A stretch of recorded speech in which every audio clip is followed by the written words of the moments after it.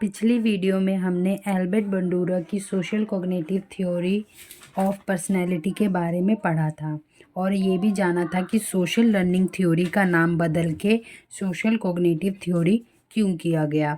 और हमने social learning theory को समझने के लिए इसको 3 पार्ट्स में डिवाइड किए थे, मतलब 3 हेडिंग्स में डिवाइड किए थे। पहला हेडिंग था रेसिप्रोकल डिटर्मिनिज्म। इस वाली वीडियो में हम इसकी सेकंड हेडिंग जो सेल्फ सिस्टम है उसको पढ़ेंगे। तो रेसिप्रोकल डिटर्मिनिज्म से हमें ये तो पता चल गया था कि जो हमारे 3 फैक्टर्स हैं, यानी इन्वायरमेंटल फैक्टर्स, कॉग्निटिव फैक्टर्स और बिहेवियर फैक्टर, वो आपस में इंटरेक्ट करते हैं। लेकिन अब यहाँ सवाल ये उठता है कि क्या इनके पास कोई स्टार्टिंग पॉइंट होती है, मतलब इंटरेक्शन कहाँ से शुरू होता है। तो बंडूरा ने बताया कि जो सेल्फ सिस्टम है वो इसका स्टार्टिंग पॉइंट है। अब जानते हैं कि सेल्फ सिस्टम है क्या। सोशल लर्निंग थ्योरी में सेल्फ सिस्टम एक तरीका है जो हमें अपने आप को इवेल्युएट करने में हेल्प करता है, मतलब कि हम बिहेवियर ठीक कर रहे हैं कि नहीं कर रहे, क्या गलत कर रहे हैं, ये जानने में हमारी मदद करता है। सेल्फ सिस्टम के अंदर 3 कंपोनेंट्स आते हैं। पहला है सेल्फ ऑब्जर्वेशन, दूसरा है जजमेंटल प्रोसेस और तीसरा है सेल्फ रिस्पॉन्स। सेल्फ सिस्टम का काम है खुद की परसेप्शन को समझना, यानी सेल्फ सिस्टम क्या काम करता है, हम अपने आप को समझते हैं, यानी हम अपने परसेप्शन को समझते हैं, खुद को इवेल्युएट करते हैं, खुद के बिहेवियर को रेगुलेट करते हैं। ये सब फंक्शंस हैं सेल्फ सिस्टम के। सेल्फ ऑब्जर्वेशन के अंदर हम अपने आप को, अपने बिहेवियर को देखते हैं और उस पर नज़र रखते हैं कि हम क्या बिहेवियर कर रहे हैं, क्या ठीक कर रहे हैं, क्या नहीं कर रहे हैं। ये आता है सेल्फ ऑब्जर्वेशन के अंदर। जजमेंट के अंदर आता है कि अपने आप को या अपने बिहेवियर को दूसरों से कंपेयर करना, या कंपेयर करना कि हम स्टैंडर्ड तरीके से बिहेव कर रहे हैं या नहीं कर रहे। मतलब जो काम हम कर रहे हैं, जो बिहेवियर हम कर रहे हैं, वो हमारे एथिक्स के रूल के अंदर आता है या नहीं आता, यानी हमारे शिष्टाचार के अंदर आता है या नहीं आता। और सेल्फ रिस्पॉन्स में हम अपने आप को अवार्ड देते हैं, अपने आप को अप्रिशिएट करते हैं, या फिर अपने आप को ब्लेम करते हैं या पनिशमेंट देते हैं अपने बिहेवियर के लिए। फॉर एग्ज़ाम्पल, अगर आपने अपने एथिकेट्स के अकॉर्डिंग काम किया है तो आप अपने आप में अच्छा फील करेंगे, अपने आप को अप्रिशिएट करेंगे, अवार्ड देंगे, इस तरीके का। और अगर आपको ऐसा लगता है कि आपने अपने एथिक्स के खिलाफ काम किया है तो आप अपने आप को पनिशमेंट देंगे या आपको शेम फील होगा अपने आप पर। सेल्फ रेगुलेशन को समझने के लिए यहाँ एक और टर्म एक्सप्लेन किया गया है जो है सेल्फ इफिकेसी। बंडूरा की थ्योरी ऑफ सेल्फ सिस्टम में सेल्फ इफिकेसी एक इम्पॉर्टेंट रोल प्ले करता है।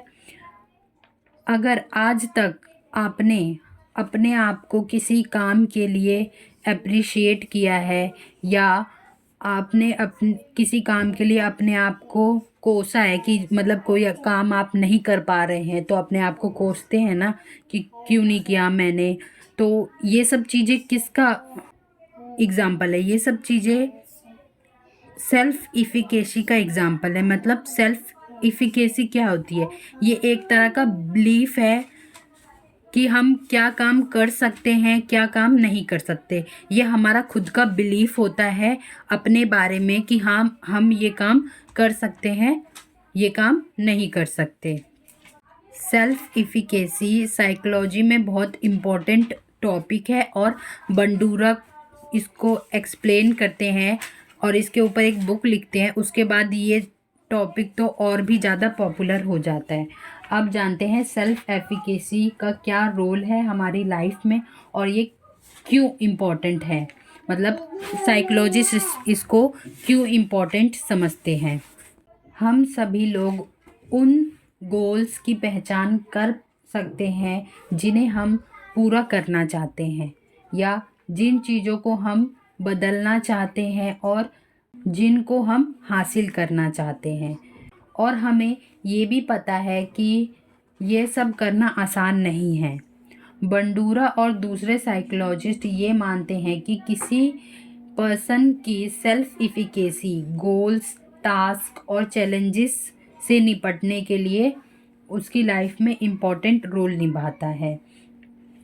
जिन लोगों में स्ट्रॉन्ग सेल्फ इफिकेसी देखी जाती है, मतलब जिन लोगों के पास स्ट्रॉन्ग सेल्फ इफिकेसी होती है, वो लोग चैलेंजिंग प्रॉब्लम्स को आसान टास्क के रूप में लेते हैं और वो ये नहीं सोचते कि ये हमारे से नहीं होगा। वो ऐसा सोचते कि हाँ, हम इसे तो तुरंत कर लेंगे, इसको कर लेंगे तो हम इसमें महारत हासिल कर लेंगे, इस टाइप का। और उन एक्टिविटीज़ में बहुत इंटरेस्ट दिखाते हैं जिनमें वो पार्टिसिपेट करते हैं, और डिसअपॉइंटमेंट या अनसक्सेस जैसी सिचुएशन से वो जल्दी रिकवर भी हो जाते हैं। और जिन लोगों में वीक सेल्फ एफिकेसी देखी जाती है या होती है, ऐसे लोग चैलेंजिंग टास्क को अवॉइड करते हैं और डिसअपॉइंटमेंट और अनसक्सेस जैसी सिचुएशन से जल्दी रिकवर नहीं होते, और डिफ़िकल्ट टास्क को ऐसे देखते हैं जैसे कि वो उनकी कैपेबिलिटी से बाहर है, वो उसको सॉल्व ही नहीं कर सकते, उसको सॉल्व करने का ट्राई भी नहीं करते, और वो आसानी से डिप्रेशन में चले जाते हैं। अपने जो उनके खिलाफ नेगेटिव रिस्पॉन्स होते हैं उन सबको जल्दी कैचअप करते हैं। नेक्स्ट टॉपिक है सोर्स ऑफ सेल्फ एफिकेसी, कि सेल्फ एफिकेसी कैसे डेवलप होती है।